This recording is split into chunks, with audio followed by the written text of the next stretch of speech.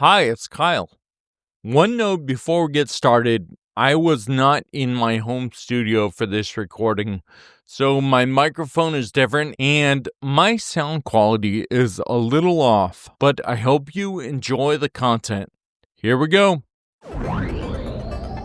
Welcome to the Two Disabled Dudes podcast. We believe life is about how we react.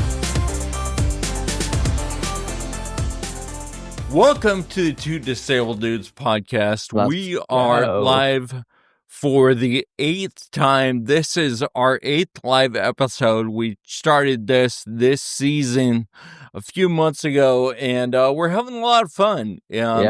So everyone who is here, if you can hear my voice at the moment, please type in like, hey, what's going on? And tell us where you're from. And I maybe see a few tell people. us what you're wearing. No, wait, I'm sorry. Never mind. Wrong podcast. Sean, you told me right before we hit record that you have a story or something from the Denver airport. I do. Leona, I'm so glad she's here. I know she's been trying to get on all season. So it's great that you're finally able to be here. Ryan, same to you. Ryan's been a diehard like every recording. So anyway, my story today, Kyle, it's a throwback to a bit of a traditional thing for me. You and listeners know I have no problem complaining. I'm a fan of Yelp. I'll stick up for what I believe is right and good and not. So today's story really is about a complaint. It's my opinion of the Denver International Airport. No offense to Leona, but I flew the international terminal on my way to or from London. I don't remember, maybe both. But London was my first experience, right? Because Colorado is in the middle of the country, so sure, it's convenient in a lot of ways, but generally not internationally for extreme coast, east or west, right? Okay, so I fly through Denver, and I have somebody pushing my wheelchair because I had a lot of bags. So I didn't really think much of it, but I remember thinking, wow, this terrain, the hill for this terminal is kind of crazy for a manual wheelchair user. Well, on my recent trip to Mexico, flying home, I went through Customs International at Denver. And I only had one bag. So I said, I'm good. I don't need help. I had a long layover. I thought I had plenty of time. I wasn't sure I'd been there before. Didn't really expect a crazy terminal. Bro, I kid you not. The international terminal, wherever you land, you have to walk probably 18 miles. But it's not just a long distance. It's like you have to go up 5 stories. And it's not an elevator. It's a 5-story ramp. You're basically climbing a small hill the whole time. Twice. Okay. Like to get over one hump. I assume maybe I don't even know how the airport is laid out. But I got through my first little elevator and around the corner and saw, holy crap, this is going to be a minute. Yeah. So then I get through it. I, roll down the other side. I'm feeling good, but I'm like, dang, this is tough. I get through another area just to find another hill. And we're not talking, 1 or 2 little ramps. We're talking 5-story, like you're climbing stairs, but it's just a ramp. It's ridiculous. Probably easy if you're in a scooter like yours, right? Or an electric chair. Not kind in a van. Actually. I literally got out of my chair and walked because it was so much easier and it was going to save time and energy. Holy cow. A, I will never say no to help again in Denver. And B, if I can avoid Denver International Terminal, I will. Yeah. Otherwise, I love Denver Airport, and I love Denver. Well, I'm glad to see Leona confirms that it actually is a good haul. So appreciate that. But also, I was wondering, Sean, when you get in situations like that, do you feel like people offer help very often? Like if they see you going up a hill or whatever? So that was probably what stuck out to me the most on my return to Mexico or from Mexico, because it was a late flight. Like, I didn't get into Denver till like, I don't know, 8 or 9 p.m. And there was nobody. And there were the 3 or 4 TSA guards and other security. But there was, obviously I was the last one to get off the plane, and I never saw another passenger until I was ready to get on my next flight. Like, it was... Holy cow! And the few people... Dude, at one point, people saw people that worked there. Could see that I walked up the first big hill, and I struggled to get back in my chair to kind of roll down the hill, and they never... There was no comment. They was like, "Oh, keep going over this way. You're almost there." Yeah. Way to go, bro. Yeah. Whatever. But no, I feel like, sure, if there were, if it was middle of the day, likely there would have been a couple offers, either from fellow passengers or the runners that actually helped that kind of stuff. But there was nothing. I'm convinced that's what made it stick out more. I felt like it was a movie, like some horror flick, but lit brightly. But I was there to die, to be left alone for dead. Oh yeah, in a brightly lit room. Yeah, that's wonderful. It was crazy. Well, you made it. You made it to and from London, and I hear you said you went through Denver to Mexico recently as well. Yeah, that's where it really stuck out to me. Because London, I had help, so I didn't think much of the hill. Oh, that's okay. But I got you. When I saw it coming back from Mexico, I was like, "Wait a minute, I've been here before." Yeah, and doing it alone. It stuck out to me differently. Yeah. Obviously. Yeah. Totally. Well, Sean, I'm glad you made it. Today, I wanted to talk about actually, this is a good transition because the situations that are hard, but then sometimes these situations are like impossible.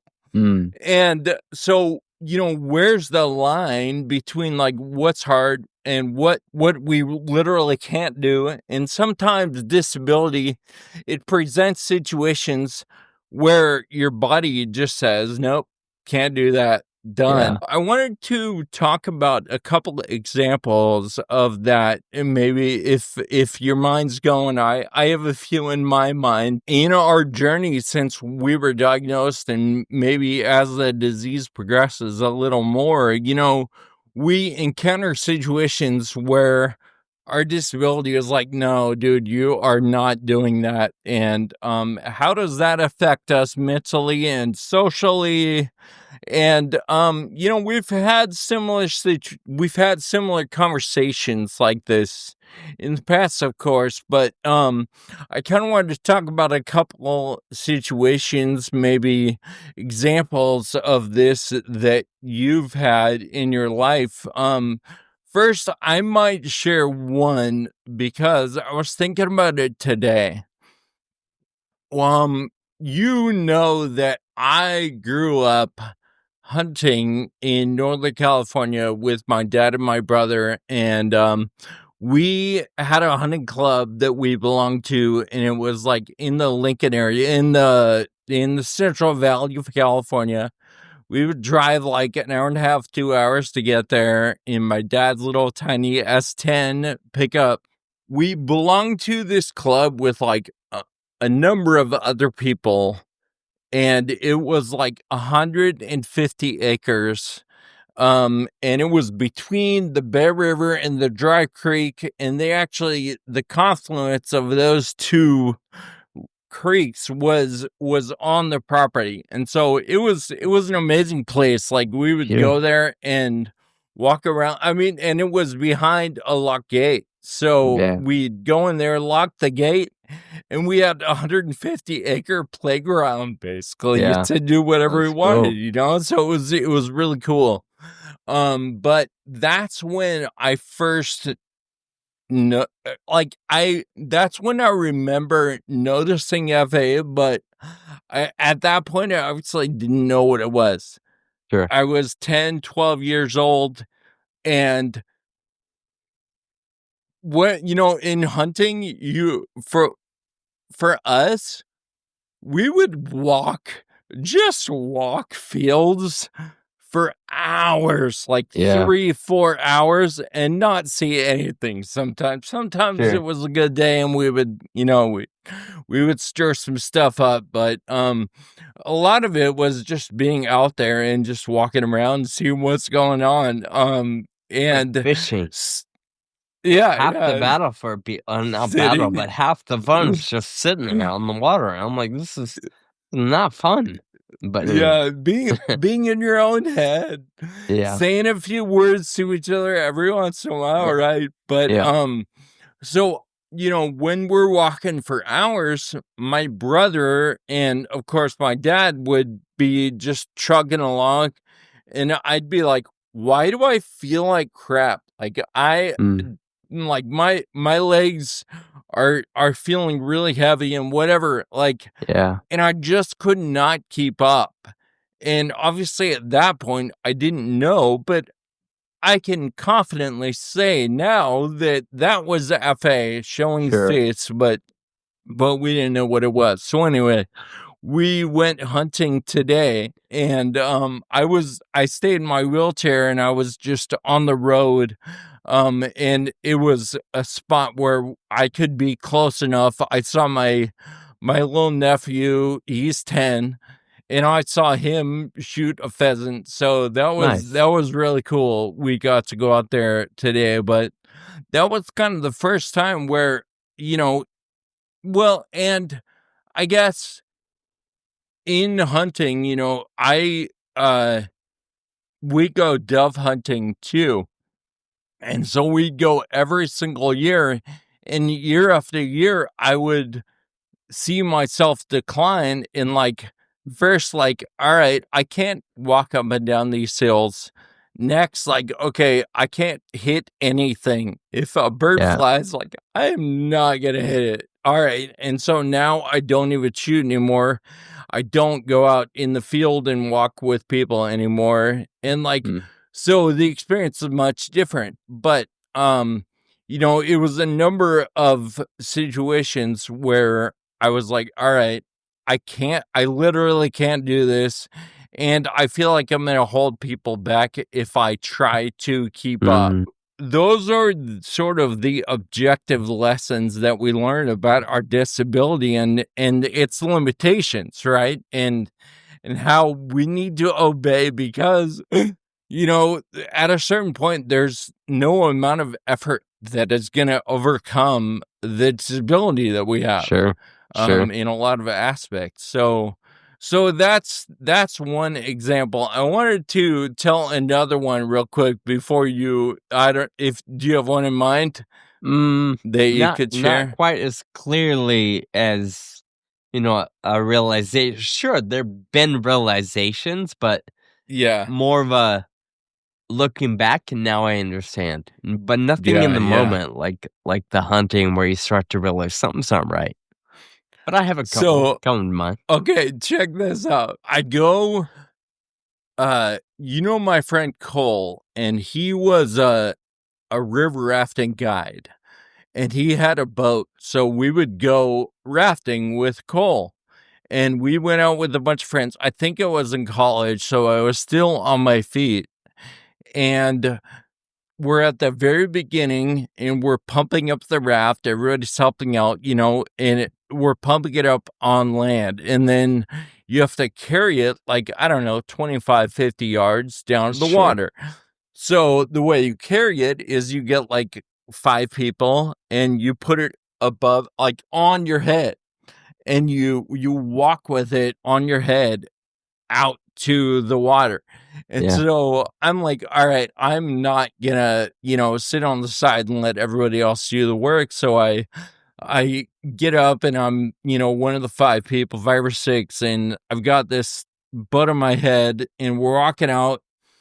All of a sudden, I lose balance. I fell on my face. However, I had some wherewithal to keep my head back, so I didn't actually hit my face, but my chest was the first thing to hit, and it knocked the wind out of me, and I'm laying on the ground, in the fetal position for a little bit, and it's just okay, that could have totally been avoided if I would have realized I have a disability, and I probably shouldn't be helping out with things like carrying the boat down the water. So that was before you knew about FA? Or no? No, that was after I knew about FA, because I believe it was in college. So I knew better at that point, but it was, I think we all want to toe the line of our disability, right? And sometimes you step over that line.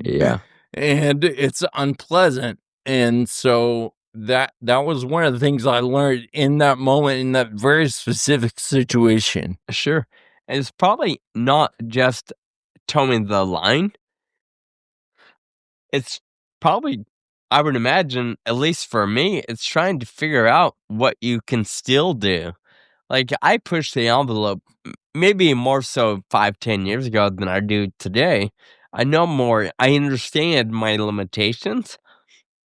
But early on, when the diagnosis and everything that came with it, right, the prognosis, didn't make sense to me, because I wasn't seeing or feeling or sensing the limitations the doctor told me I would be up against. So I was like, is that true?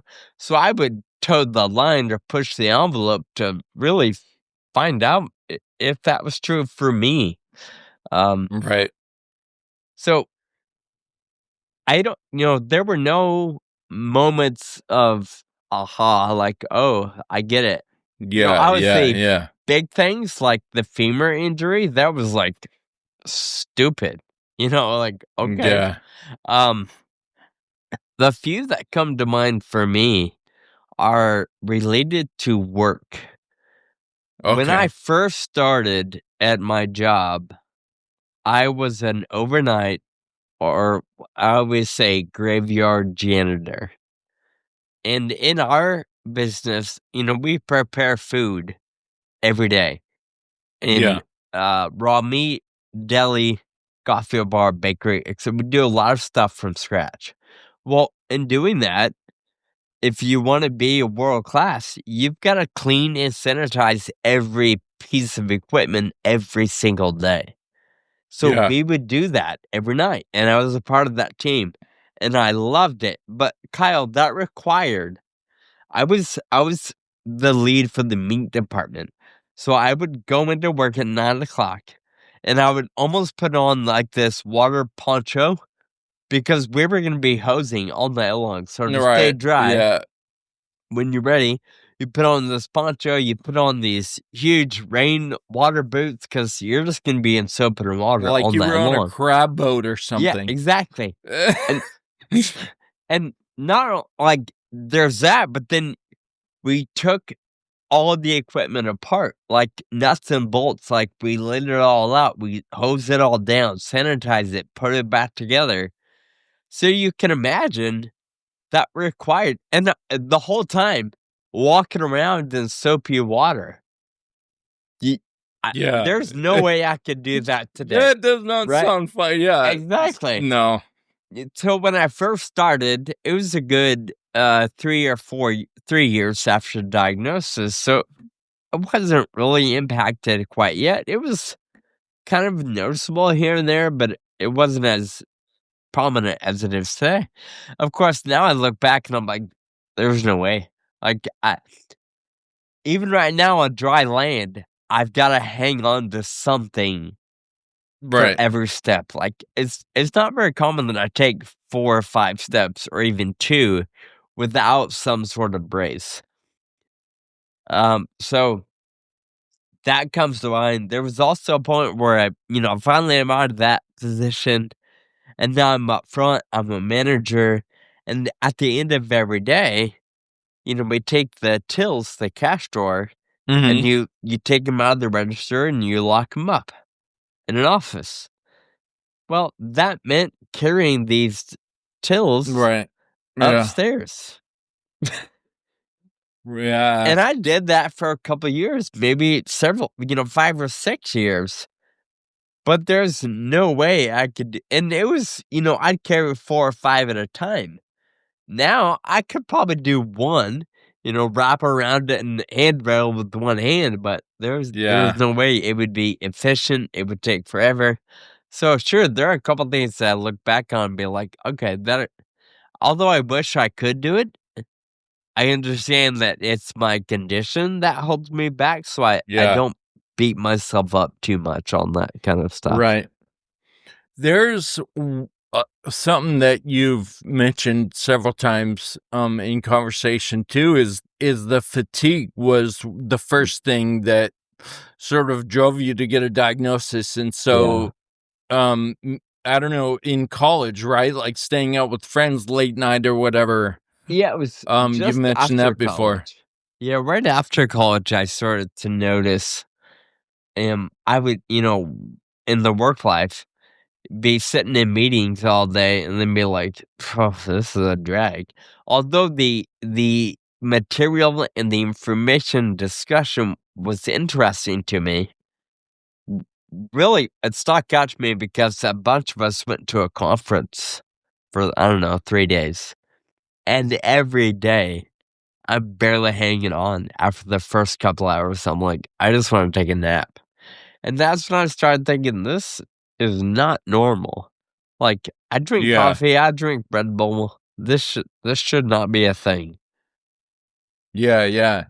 And so, when all of that stuff is happening, you were saying that you wish you could still do it, right? And I totally relate to that. I wish I could still be out there walking the fields and hunting with all my dad, my brother, and my nephew. Sure. How does that affect you, like sort of mentally and socially and in all those ways that aren't necessarily physical? I think, well, for the longest time, it's a mind game. There's a lot of embarrassment and shame because, I'm a man. I should be able to do things. Right. But you can't. So I think today, no big deal. But 10, 12 years ago, there was a struggle because a lot of your friends, or at least mine, they knew there was something, but they, it's hard to understand. So instead of empathizing and saying, okay, that's happening because of this condition, is more of a, what's wrong with you, bro? Like, making fun and whatever. And all playful, and there was no malice. There's no intent of malice, but you start to realize I'm less than the norm. And it's taken a long time to get to a place where, sure, it might be I'm less than the norm, but there are other areas where I bring a lot to the table. But sure, younger or early on, it's a mental challenge to be okay with what you're up against. Yeah, and so let's talk about maybe mechanisms that we feel like we've used to tackle, this issue. And I mean, we might have some advice, but we might also just talk about what we think. Like for me, I'm not doing a very good job of it at the moment, but I really have historically been pretty darn good at fitness, like staying in the mentality of like trying to keep my body as physically healthy as possible, partly because I have this disability and I want to be able to perform at the peak of where my disability will allow me to, right? And when I come up against these situations, I want to be able to depend on my body, what ability I do have. Yeah. To be able to perform in those situations. And, fortunately, the two of us, and I think most people, to a certain extent, like obviously it's different for everybody, but we do have control somewhat over how healthy and how strong we keep our bodies. Yeah. And like I said, it's different for everybody, but I feel like that's one way that I have consciously, like when I was first diagnosed, I was like, you know what? I need to keep myself as healthy as possible in all the ways I can control, because this thing is coming and there's no stopping it, Sure. Yep. Hearing you talk about that, I think about my femur injury in 2019, so 6 years ago. 6 years ago. The doctor had mentioned, "Hey, it's obvious you work out, keep it up, because if it weren't for your muscles around this broken bone, it would have been a whole lot worse." So, to me, that was wildly encouraging. I think the bones broke way too easy, and that's part of the risk of FA and maybe other things. But, man, that motivates me to stay in the gym and stay somewhat fit. I don't I don't want to be like, 1970s Arnold Schwarzenegger or The Rock, but I want to stay healthy, and I think that I understand, I believe that will have a huge impact on other areas of life. And for me personally, there's been a doctor to recognize that and to encourage me to stay in the gym. I identify with all that stuff for sure. I would also, we're talking about ways to combat the mental challenge. Yeah. Another thing that's been helpful for me is counseling, therapy. I know there's some stigma around it, but I've involved or engaged in therapy on several occasions.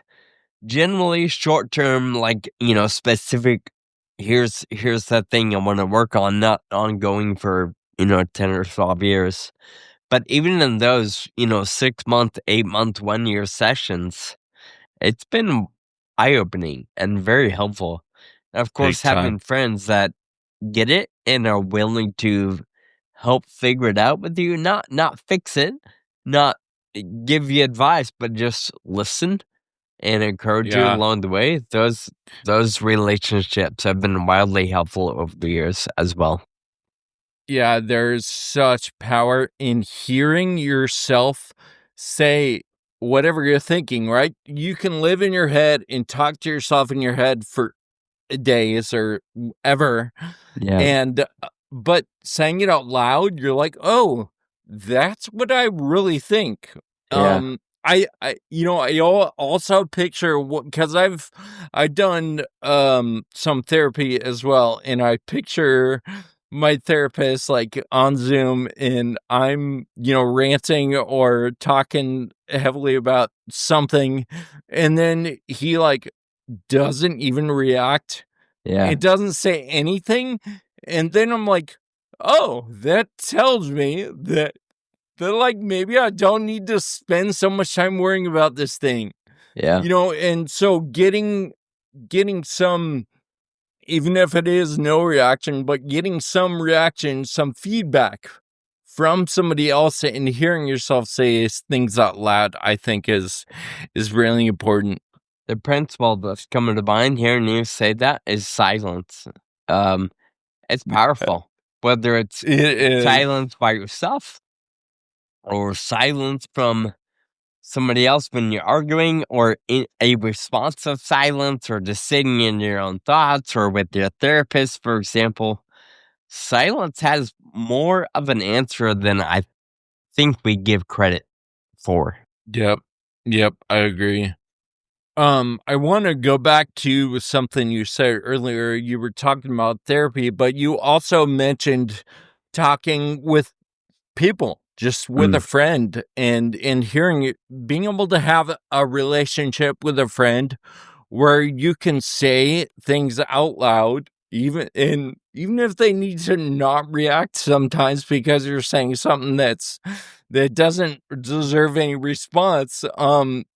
Those are really important too. And I think we find those people along the way, especially with disability. Some of our friends, they don't respond after a while and they kind of drift away, right? But the ones that stick around are the ones willing to listen and willing to give some feedback when you need it as well. Yeah.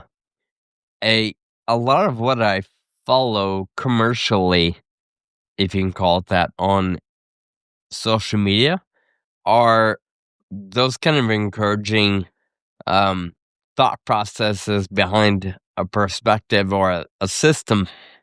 I don't really follow a lot of brands or celebrities, but I enjoy the daily disciplines or daily, motivational thoughts and things like that.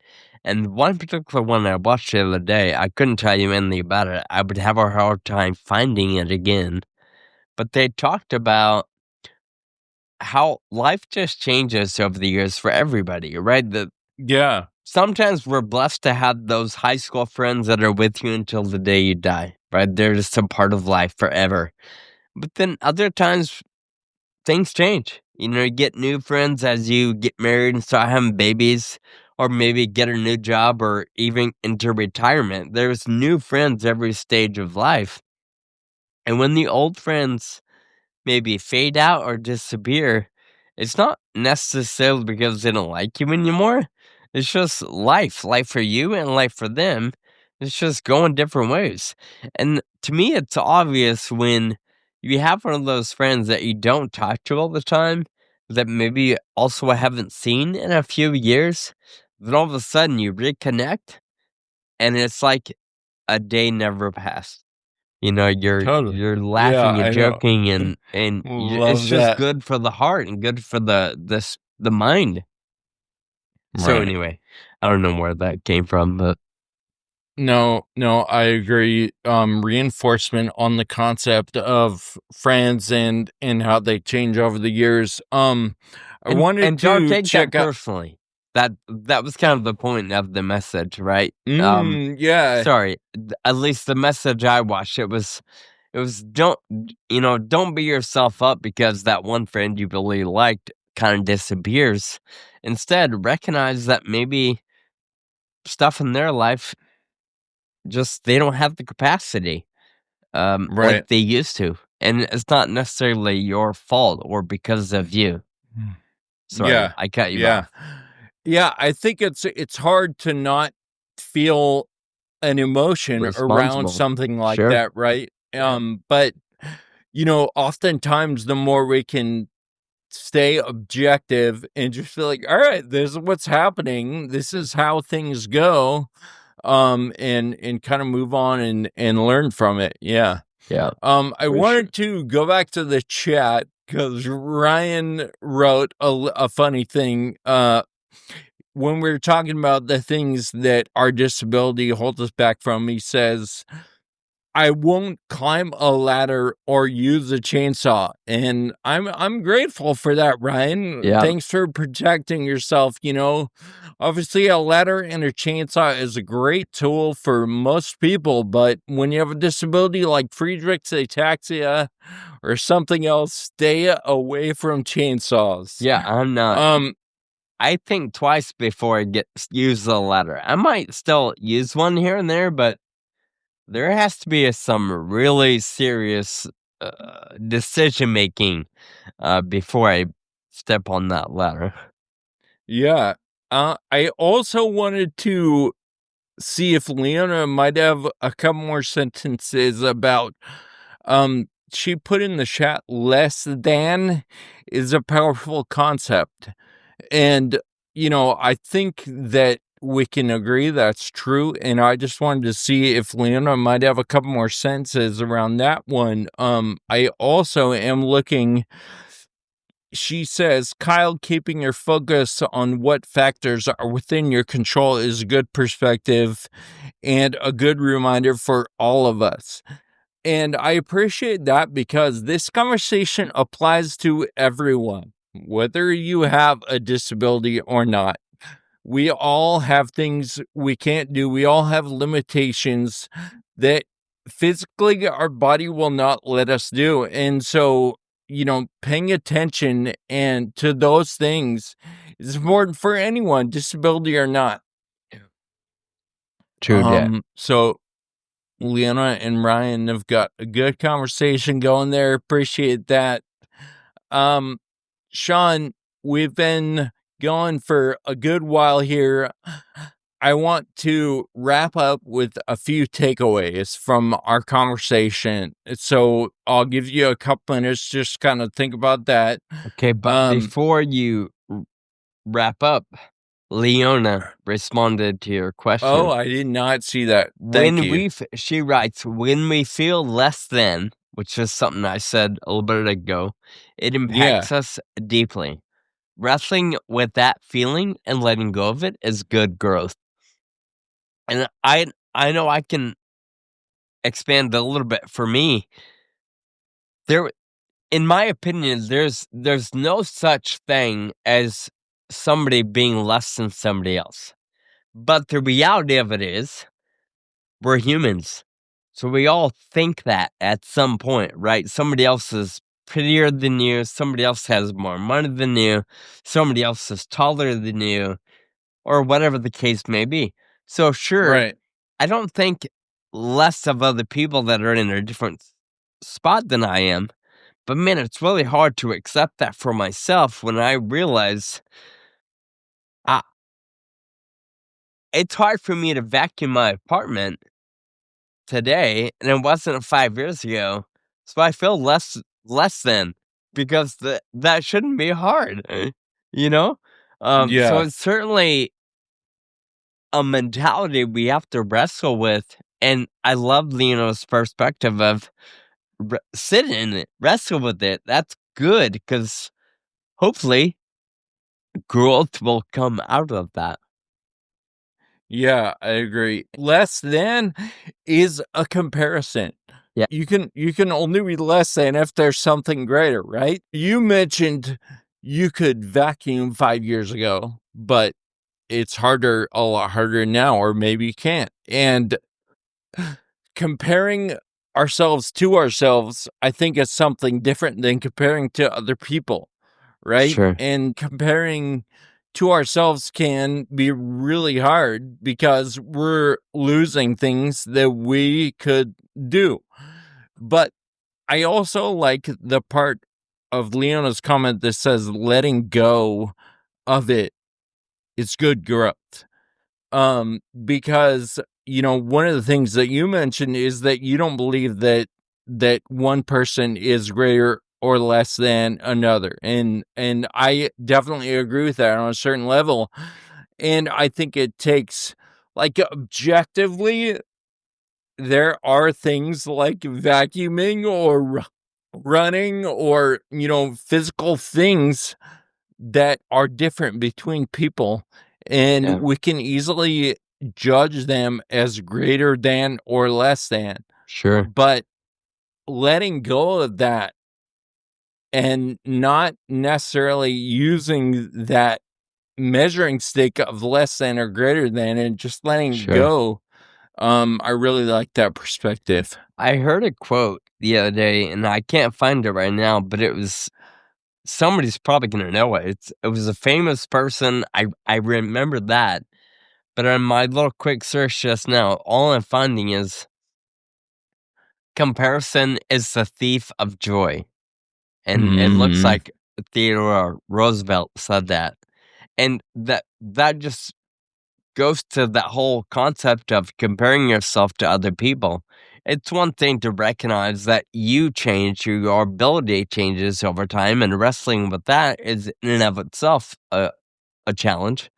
But when you start to compare to other people, it's not only a challenge, but it's really hard to find some joy in the midst of that. So, there's another one. If anybody knows a quote that uses comparison, if it jumps out to you, I'm gonna say like JFK or Martin, a little more closer to our time today than Teddy Roosevelt. But I could be wrong. Right. All right. Anyway, well, here, Sean, I want to do a few takeaways that we have for our listeners. Some of the takeaways that I am thinking about from this episode is like, there are literally things that we can't do and we shouldn't be doing because of our disability, because of safety, right? And so I think it's really valuable to recognize those things.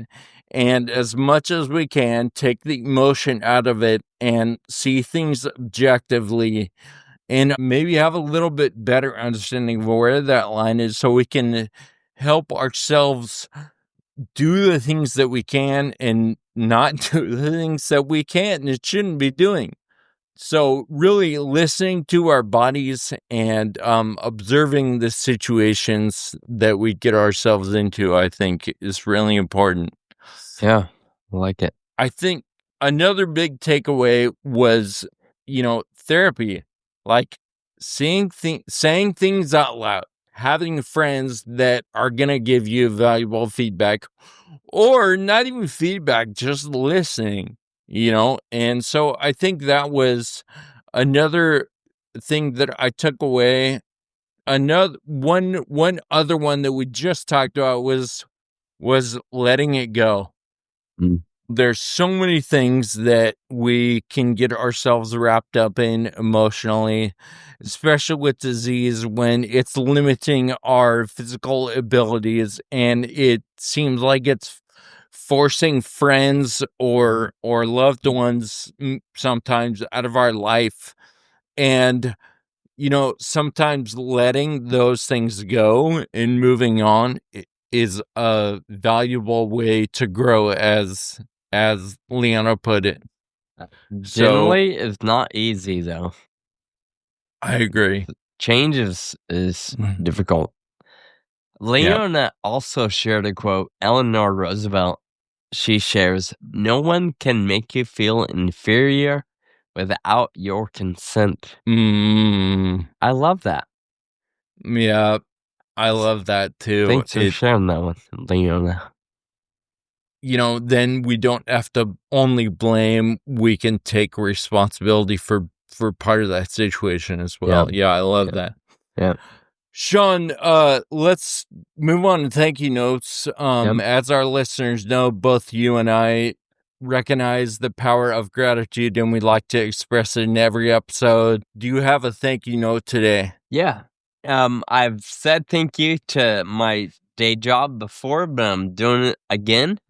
The reason why Nugget Market is on the brain again today is because we are getting ready. As we go into 2026, we are going to be celebrating 100 years of being in business. Wow. And it's an exciting time to be there. We just opened a store a couple months ago. We have another store opening in 2 months. So just a lot of growth and a lot to be excited about if you're into our store, our brand, or you're an employee or an associate. So I'm excited to get to help plan some of the celebrations we're doing internally with our associates. And we got some pretty cool stuff going on. And dude, we are going to celebrate all year long. Like, it's not just a birthday couple days or a birthday month. Awesome. It's a birthday year. And I'm excited that our company is doing it the way we're gonna do it. So it's a good place to be. Wow, 100 years, man. Yeah. That is a long time. Yeah. So our super cool. leadership right now is in a sense 4th generation. 5th generation is in the mix, and then 6th generation, they're all in diapers still, but they're running around. So it's just fun to be around and be a part of the success of this family-owned business. Yeah, cool. Anyway, Ryan says, what's the company? Oh, Nugget Market, and I would love for you to check them out online. It's actually Nugget Markets, but the website is nuggetmarket.com. And I'm sure if you just Google Nugget Market, you'll find it. That's Who's yours? awesome. Or what's yours? I have an anniversary coming up. We both are almost exactly the same age. So we've both graduated high school about 25 years ago. And I have a high school reunion coming up. Oh, wow. And when these things come around, there's no like organization or, class president anymore or, stuff like that. So it comes down to individuals who just generously give their time to come with the idea and actually put these things together, do all the organization. Yeah. And for us, it actually is our class president, who was the class president at the time, my friend Lindsay Rourke. Nice. Lindsay Rourke, and then she's working also with another good friend, Bethany Williams, who used to be Bethany Call, and then my old next door neighbor, Aaron Moots, who is now Aaron Fischetti. And so I just wanted to say thank you to those 3 women for organizing our class reunion, because it's happening in January, and it certainly would not be happening without them. Yeah. And so I appreciate their work. Fantastic. I love that. Yeah. Awesome. And we want to thank everyone who joined us live today. Leona, thank you for your comments. And to the several other people that joined us today, thank you for coming on. We really appreciate it. Check us out online, twodisableddudes.com. This is our last episode of the season. During the off season, check us out on social media. We are looking forward to season 15 in spring. We want to wish everybody happy holidays and a happy new year. Until next time, keep living with urgency. Thank you for listening to the Two Disabled Dudes podcast. This show is possible with your support. Visit twodisableddudes.com to stay connected. Find us on Facebook and Instagram. And be sure to subscribe on your favorite podcast player.